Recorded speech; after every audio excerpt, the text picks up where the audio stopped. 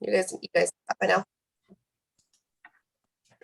All right, welcome everybody. My name is McNew. Justine's co-hosting with me, and we have Evan and Taylor VanScoyk. We're celebrating their wedding and their whiskey today. So welcome everybody. And congrats, Evan and Taylor. You guys were super cute. Thank you.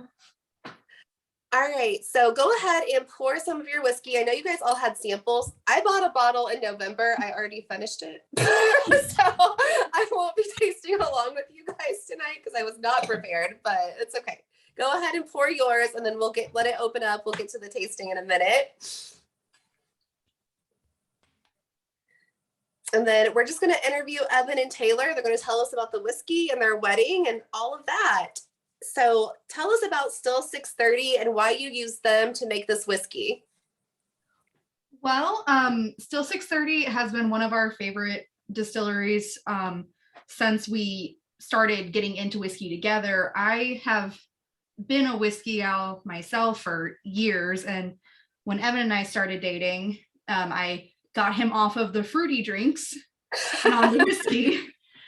And so then we started trying to explore new ones, and we found StilL 630 and just fell in love. And being able to try all the cool experiments that they did and just the environment and the people there, it was just kind of like a little home introduction to being craft whiskey people.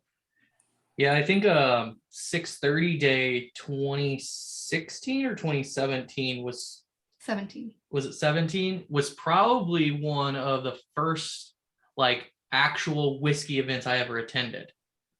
Wow. So a lot of history there for you guys. That's awesome. Yeah. So can you tell us what the process was like to did you approach Dave with like anything in mind? Yeah, so I saw that he had a single barrel program. So normally you can get a 53 gallon of Rally Point, or you can work with them to build your own recipe. 53 gallon was going to be a little steep for us. I think it starts around 7,000. So we worked with Dave, and luckily he was still using the smaller barrels for all the experimentals. So all of his experimentals go into 15 gallon barrels. So we were able to work with them to get a smaller barrel before he discontinued that. So, I mean, that was 2 years before. So this is aged just under 2 years. So we probably started talking to him about it in we got engaged in April of 2019. And we started talking to him shortly after that. Yeah, probably May. Probably the first Friday of May. Cool. So can you tell us about the whiskey, like the mash bill? You already told us how long it was aged and like how you proved it. Like, Dave is very like numbers and dates oriented. Did you guys kind of go in with that thought too, or did you just do it to taste? We just kind of did it to taste to start. Like, we had an idea. We kind of wanted to do a bourbon because we wanted people to relate to it a little bit better, because more people tend to lean towards bourbon if you're giving it to multiple. And so we kind of went in with that mindset, and numbers and everything kind of just whatever felt right, whatever tasted right. And so so we were basically the first session you have was like a tasting consultation. So he's got the library of all of his 100% products there in the distillery. So we came in and gave him maybe like 3 or 4 potential recipes. And so he grabbed all of his like 2-year aged 100%, and we blended them in like all 4 different recipes, and then blind tasted them to try and determine which of the recipes we ended up liking more. Yeah. So I think we each came in with one, and then Dave created one, and then we created one on the spot. Yep. That's super fun, and that sounds way more fun than like a wedding cake tasting. It really was. So How what's long was that process? I'm sorry. No, go ahead. It wasn't Like, too long. maybe like an hour. Yeah, Okay. we had our recipes that we wanted to do pretty set. At least I did. I knew exactly what percentages I wanted to do. And so once those were put together, the tasting went pretty quickly for us anyway. I mean, Yeah, but the blind was actually super easy. Like it was very clear which of the four were the best. So what was the mash bill that you went with? Was it one of the ones that you went in with, or did you come up with something different? yeah, it was actually the one I created, which I was like a little proud of myself for that one. Like, yeah, me. Yeah. We ended up tweaking the final percentages, but Just so it worked out. yeah, a just so little everything better. worked out. I think what like the original blend might have been like a 40, 30, 20, 10. So it was really spread out. So like the final variation was the 51. It's 51 corn, 30 oat, and 19 cherrywood smoked malt. And so it is actually I believe it's the first high oated Missouri bourbon. Yep. And since they got the Missouri bourbon law passed, everything that went into that still qualified. Yep. What else? Well, if you guys are interested, like the other mash bills ended up being real weird. We tried like so one was like a majority wheat instead of a majority bourbon. So it was almost like a flipping, or what did I say? You said I said bourbon. bourbon. Yeah. Oh, you don't like more bourbon in your bourbon? Yeah, so I think the recipe I went in with flipped wheat and corn. So it was like 50 wheat, 30 corn. And I didn't have, did I have I think I did have the cherry wood as well. I think we both went in with cherry wood, knowing we kind of wanted to do that. And I don't know if I had oat in my original recipe. Nope, you did not. Since you had it in yours, I think I go with wheat, and it came out super confectionery. Like it tastes like artificial sweetener. And I was like, nah, that's not what we want to do. Yeah, so you guys got something completely unique with the oat and the cherry wood. What's been people's reactions when they've sampled this or tasted it? Has it been great, or have they had questions? I thought it was great, but oh, thank you. Well, a lot of people, at least our family members that had it, thought it was kind of hot because they're not bourbon drinkers.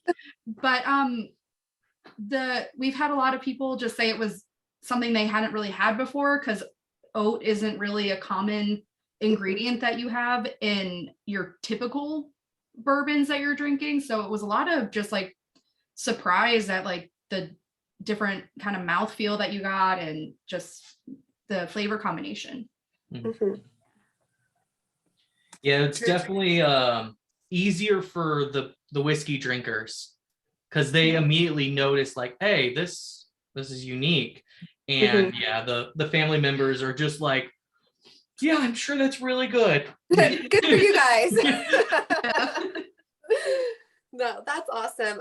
We thought it was great. If you haven't had it yet, you guys have poured it, go ahead and start nosing, start tasting, and we'll share everybody's notes. What char level did you select, Taylor? I think we just went with Dave's typical. He does a I think he does a 2 or 3 char, and also he toasts, I believe. But we just it's it's still 630 standard char level. Standard char. I think he does 2. I think it's 3. Is it 3? Yeah, I have some of the experimentals. Steve and I did some shows together. So I have them sitting right here next to me, and it looks like char number is 3. Okay. Yeah, so we just it was just his typical char. What proof did you end up with? We ended up doing that one's actually fun. We did 116, and it on the bottle says 116.21, because it's actually our wedding date, and it turned out to be an accident that it worked out that way. That is cute. Yeah, and it was a complete accident. We were trying, while they were proofing it down, we tried it, and it just was like the 116 was the best flavor, and we're like, oh, we're getting married on 11/6.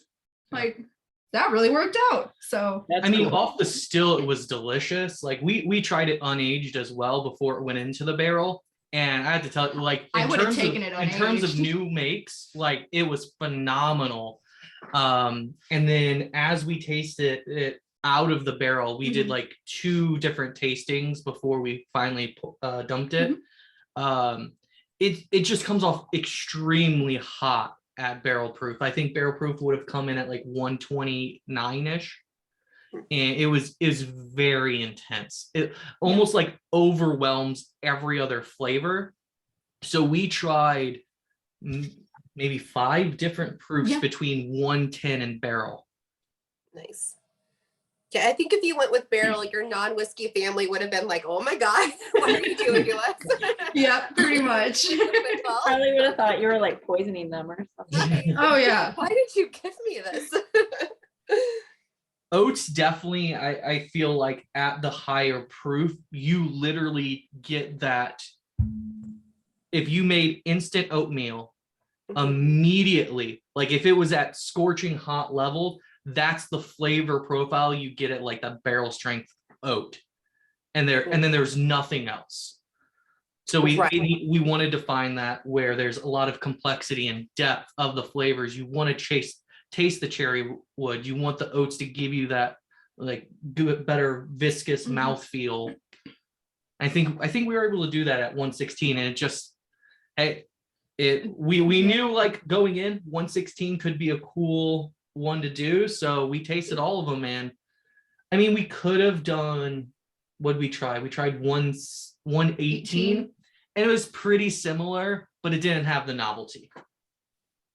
Yeah, I think that's cool. It ended up being your wedding date. That's perfect. That's how you knew it's your whiskey. So what does everybody else think? Feel free to jump in with your tasting notes, your thoughts. Ewalds, what are you thinking? Well, I'd definitely get the cherry off of it, Yeah, but definitely. getting something like a candied pecan or something in there Yeah, too. there's some nuttiness there of some kind. Not a real Y'all did a sweet great candy. job. Mhm. Yeah. Yeah. Mr. Bill, what do you think? Do you like it? I like it. You like it? Shortly after pouring it, I nosed it, and it was peculiar. Not bad. It was just peculiar.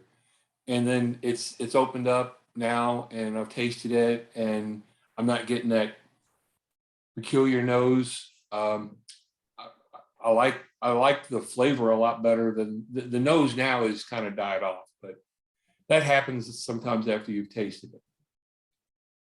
True. Bob, what do you think? When I first nosed it, I got a bit of licorice, a little anise scent that dissipated the longer it was exposed to the air. But it's lovely. It's sweet.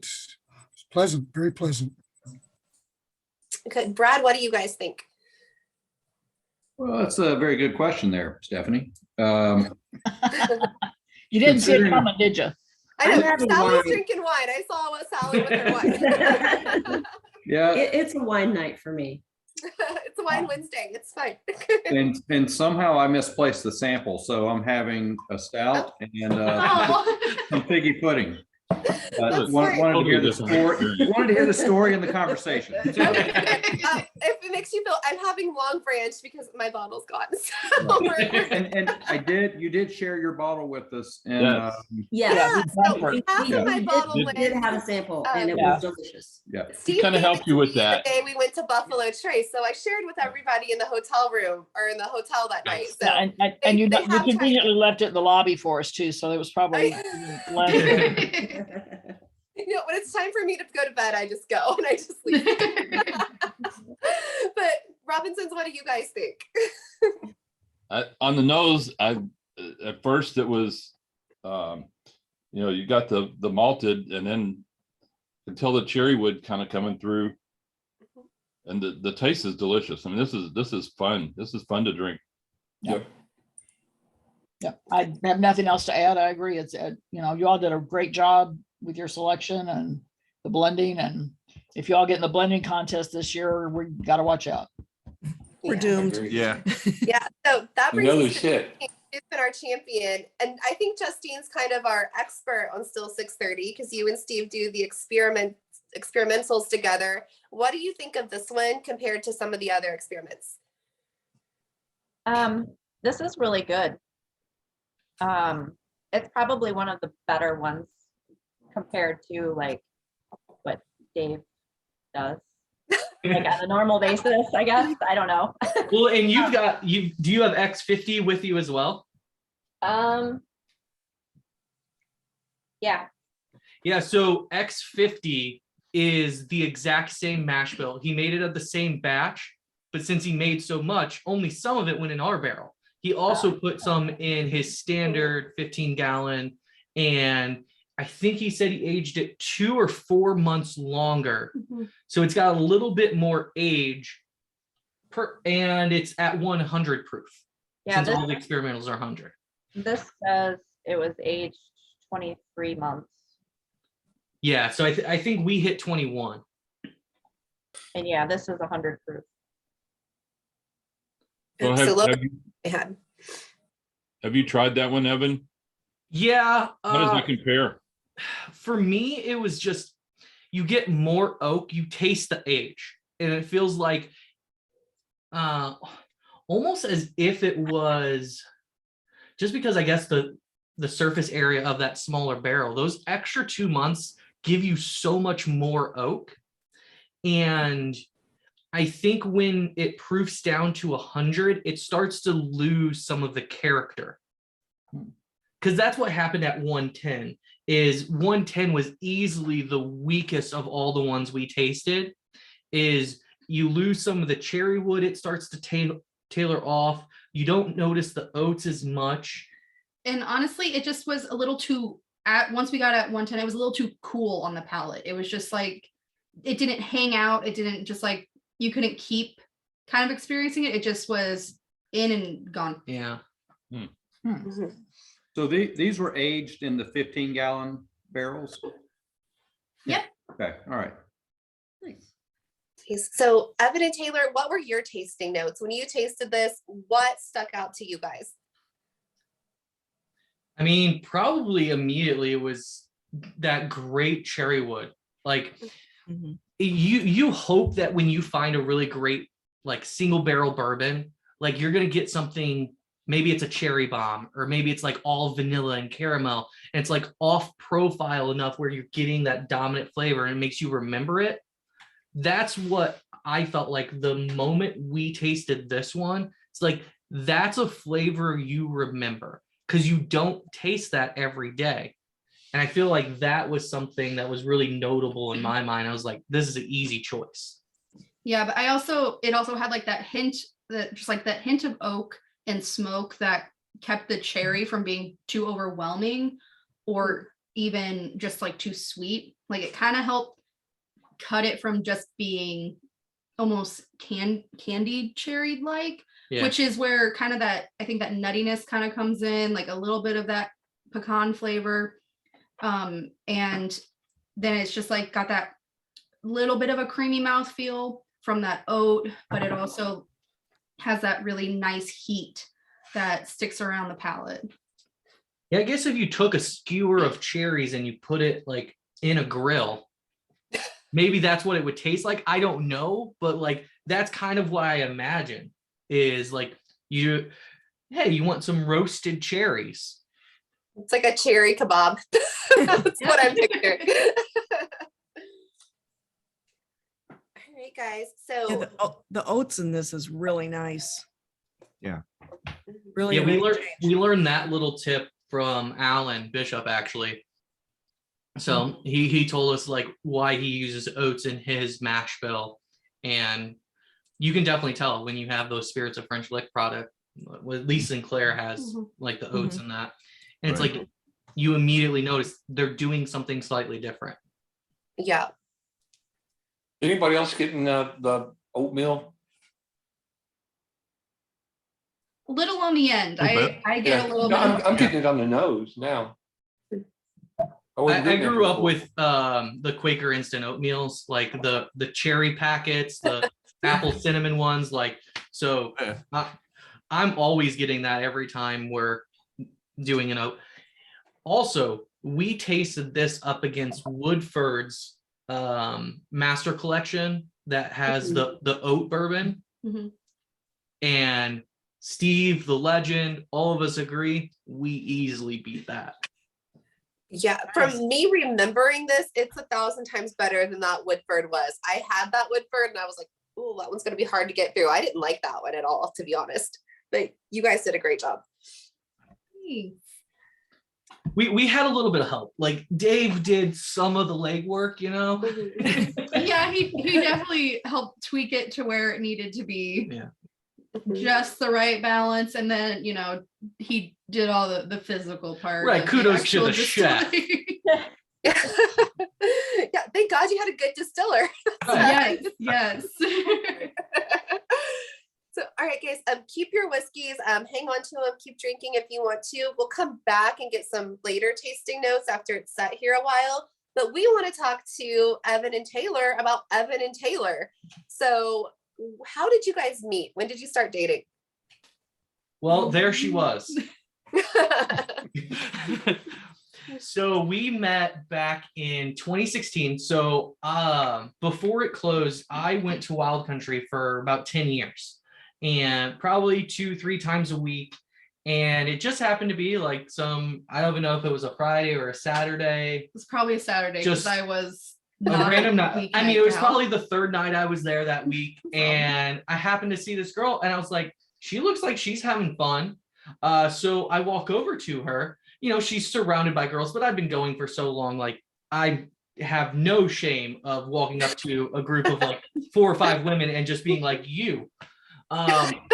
I did not know it was her 3 other sisters. Yep. So luckily that ended up working out okay. But I slow play things like so slow. Yeah, you so slow play that so I didn't like ask for her number. Nothing. But the first night I did get her name. And here's the thing. And you forgot it the next time I she saw told her. me it was Taylor Luther. And I tried to find her on Facebook. The thing was, I was spelling her last name wrong. Oh. Because she has Leutherer. He thought I gave him a fake name. Yeah, so I was just like, she gave me a fake name. I was like, you know what? I asked her to one dance. You know what? If she shows up again, I'll ask her again. So I did. When she showed up like a week or 2 later, and I was like, okay, all right, I'll ask her again. Still didn't get my number. No. Still did not get my number the second time. He's not trying to get a number. The appropriate thing. So then the third time I did.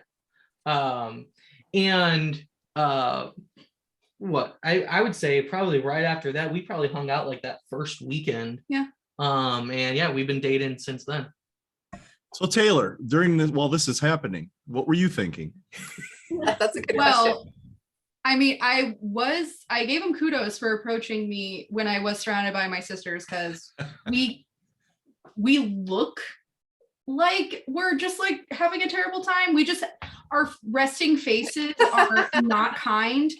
So I was like, oh, okay, kudos. And also the fact that he asked me first and didn't like go through the lineup being like, do you? Because if he would have done that before, if he would have done that, it wouldn't have happened. I would have said no.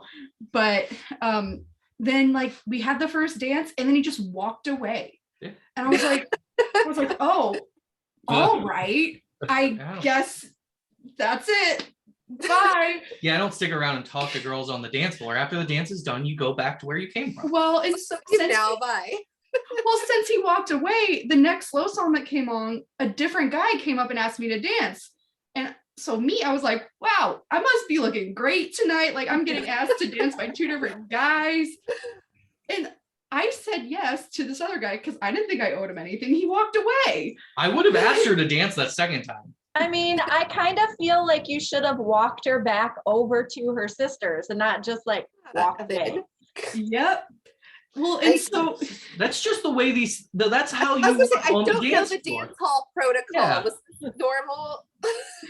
Is extremely normal. Like I'm in like my 7th year. Like been doing that a long time. It's like after the dance, you go back. You don't, if you linger, like there's something wrong, right? You don't linger after the dance.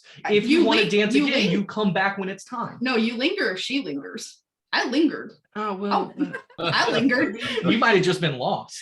Yeah, okay. But so then like I went back the next week, which I didn't ever do. I was not there every week. And I was just like, all right, maybe we'll see. And he came up and asked me, he's like, all right, okay. So maybe he is actually interested in me. Maybe he's coming up and asking me to dance again. Then he didn't get my number again. And I was like, you've got to be kidding me. You got to leave him wanting more. That's it. So Taylor, he was looking for you on Facebook. Were you looking for him when you went home?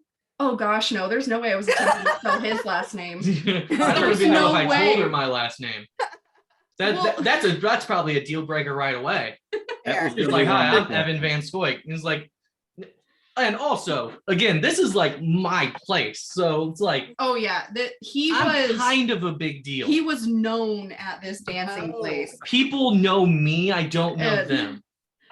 So I just go ahead and assume they already know who I am. He's the guy over there yelling all the dances out.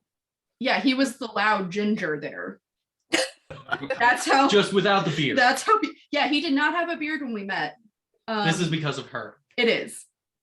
Which honestly, kudos to me also for putting up with that. But yeah, he finally, the third time when he got my number, actually didn't even get my number, gave me his number. Oh yeah, that's also a good play. Well, it gives them the power back. So you are voluntarily saying, I don't need the power. Don't give me your number so that I have to contact you. If you're actually interested, you're going to contact me. And I'm glad I don't have to date. Oh. I don't need too many rules. And this is why I'm forever single. Taylor, you didn't even it know only has to work once, by the way. It doesn't have to work every time. I have no idea. Like 60% of the time, it works all the time. There's so many guys out there. They're just like, Evan VanScoyk gave me bad advice, but it worked for you because you guys worked out. So. Only has to work one time. Honestly, it only worked because I'm stubborn. That's fair. I was traveling a lot that year too. Like this girl stayed with me while I did between an 8 or 10 city tour that summer.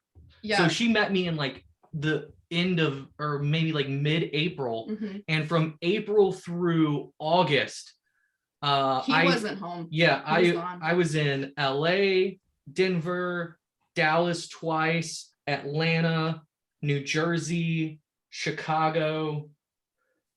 I feel like there was one more. Maybe not, but I did all of those cities and I was gone a week at a time every 2 to 3 weeks. Yep. Yeah. Well, you built some trust because she knows you're not out there giving other people your number. So she already knows. Exactly. Fair. He wasn't gone long enough to like get that going. Yeah. A week's not enough. At a time. So Taylor, how long after you got his number did it take for you to call him?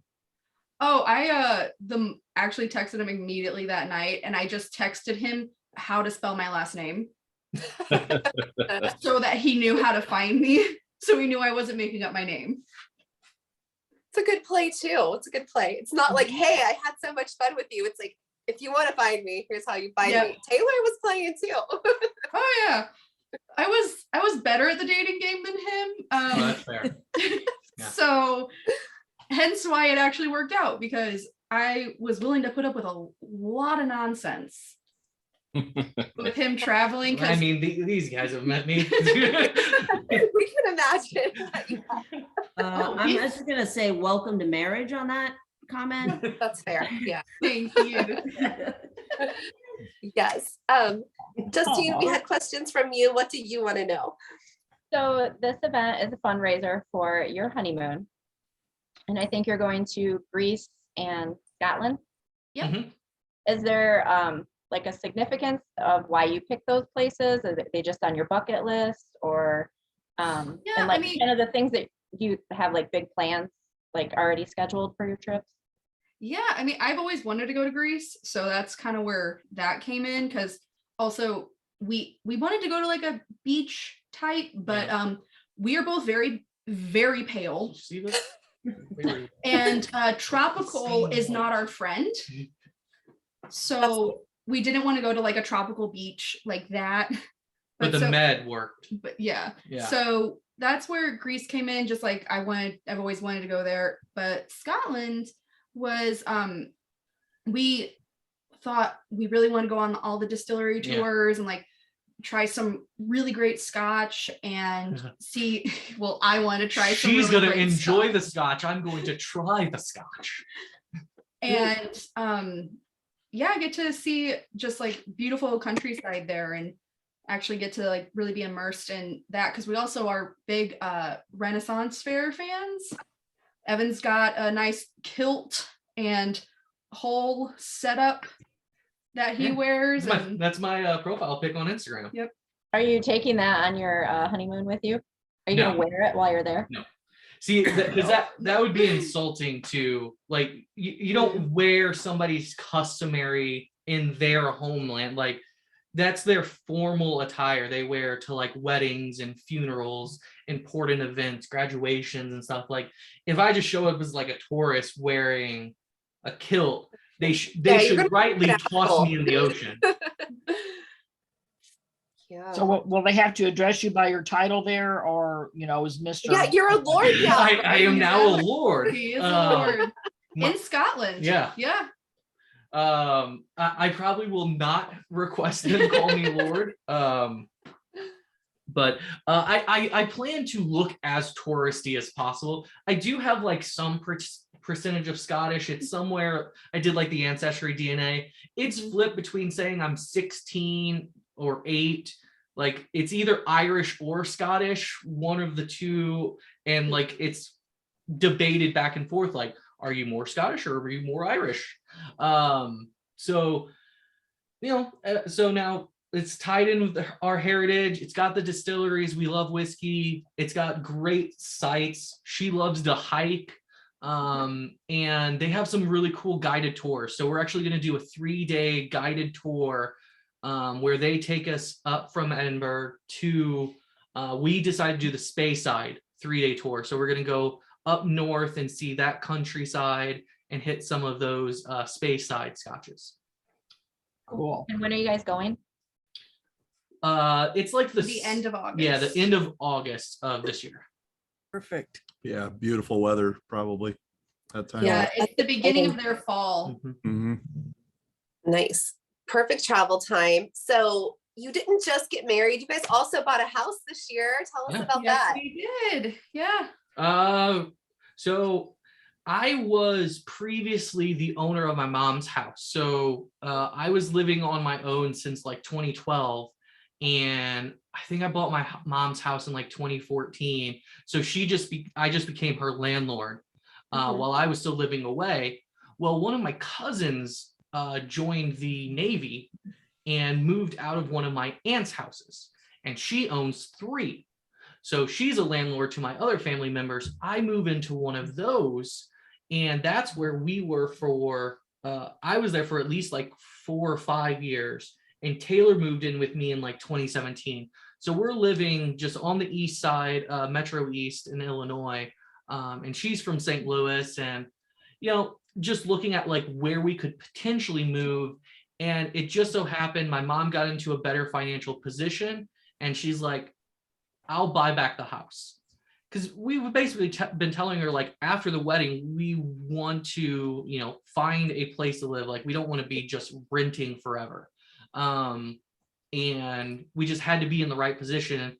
And with all of the interest rates super low, everything just kind of worked out at that moment where, okay, because the rates were so low, she could buy her house back, and we could have immediately used that as a down payment on a new house. And we got really lucky because the market was insane. Oh my gosh. Like, we found, It still is. It's Oh, still yeah. best. because we started searching at the end of January, and we saw a gorgeous house with like a full wraparound porch, and it was like, that's the house. I called in like it had been on the market for like 3 days, and they're like, it already is under contract. And it's like, well, we started the search, let's keep searching. And we ended up bidding on this house and actually lost. But they told us we were the second place bid. So then we were looking at another house. We put another bid on another one. It got 39 bids. And the offer they took was going to be around 30 or 40,000 over list. Well, the same day that we found that out, they called us back about this house and said, hey, the first contract, they decided to back out. They're going to go build their own house. So they said, if you want it, we can put in a new offer and they'll take yours.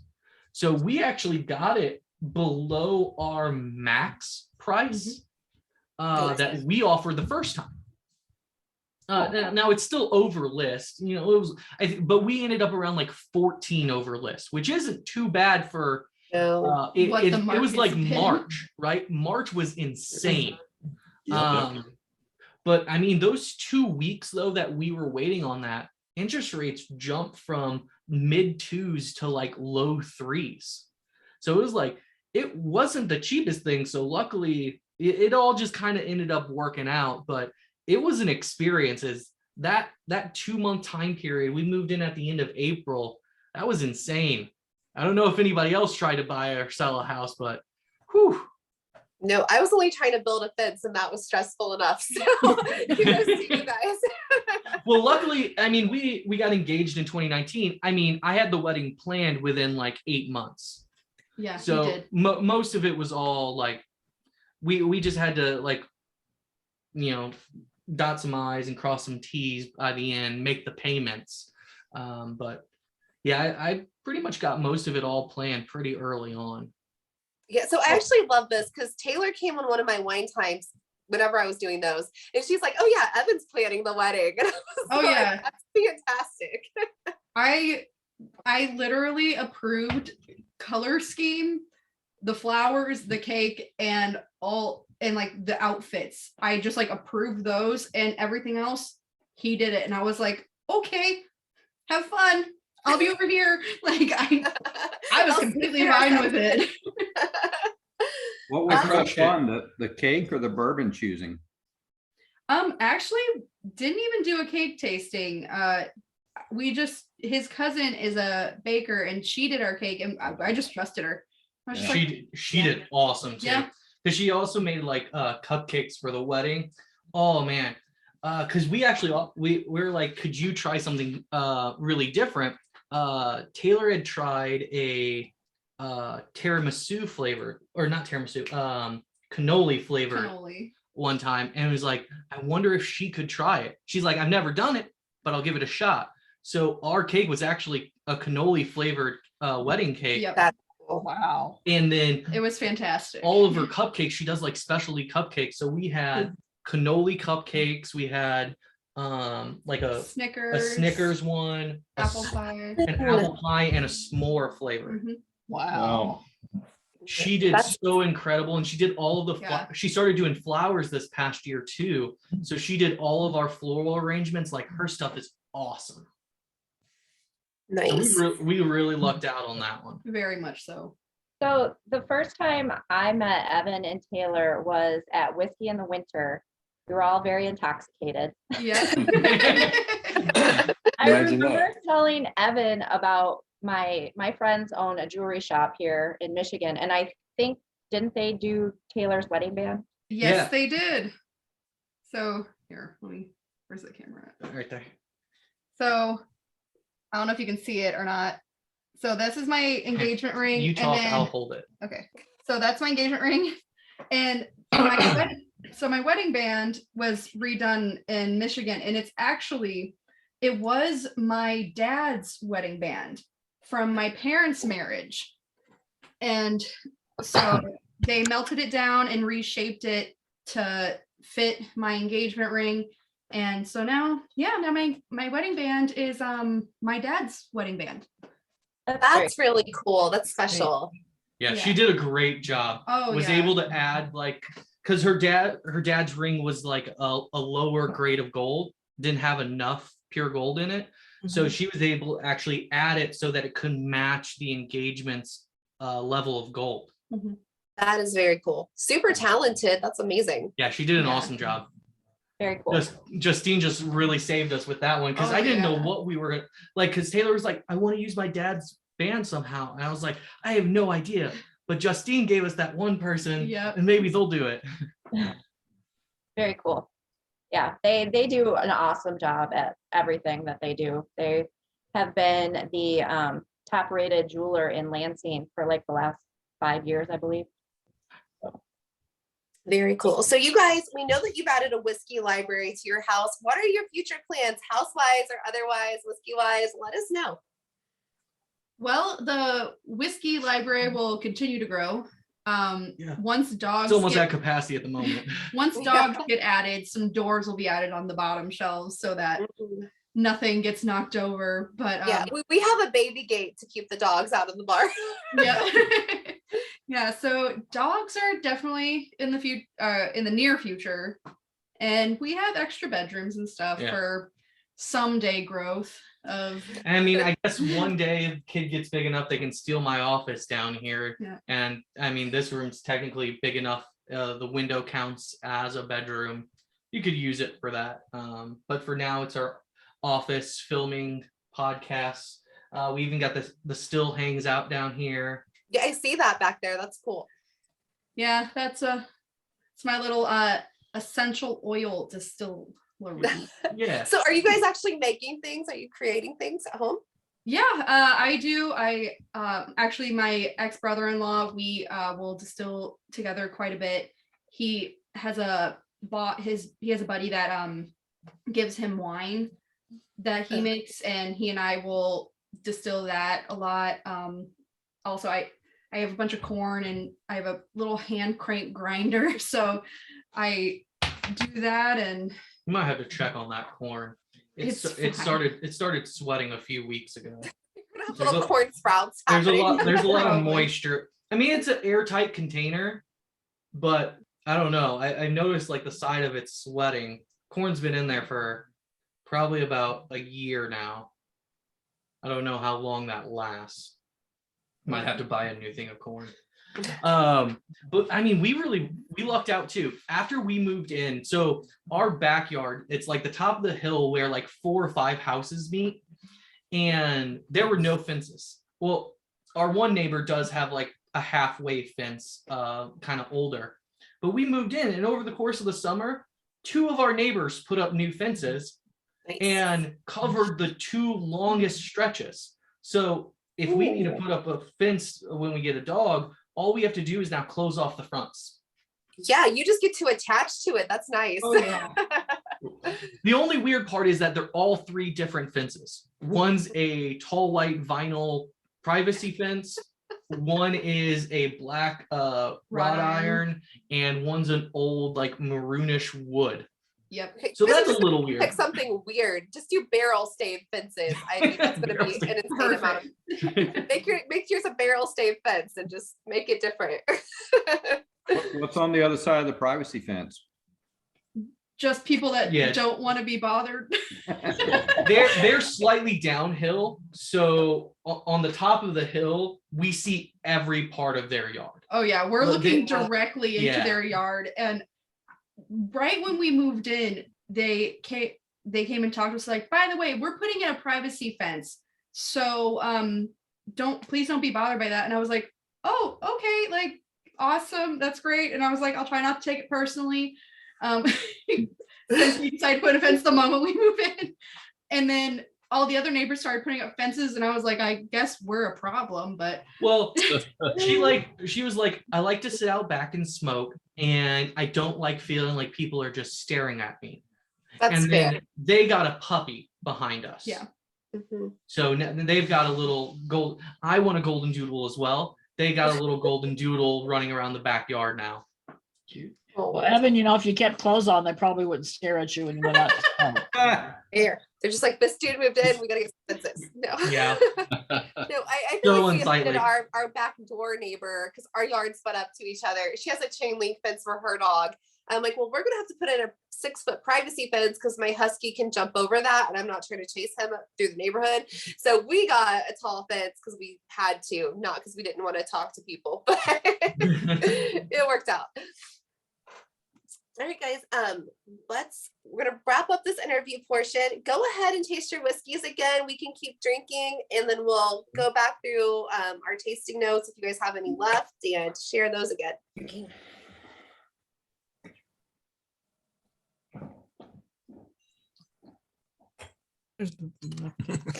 We drank it all. It's gone. Yeah, and if you guys have any questions, Maybe feel free to jump in and ask Taylor and Mine- Evan whatever you guys want. Mine now tastes like bananas. Interesting. I'm drinking banana So I foster. finish off. Oh, okay. No, I'm nosing the empty glass, and I do get oats in the empty glass. Mhm. I finished You get off an oat note. the one that you guys did, and I just poured some of the X50 in. That's at 100 proof, and yours is better. Thank you. Yes. Definitely is better at the 116.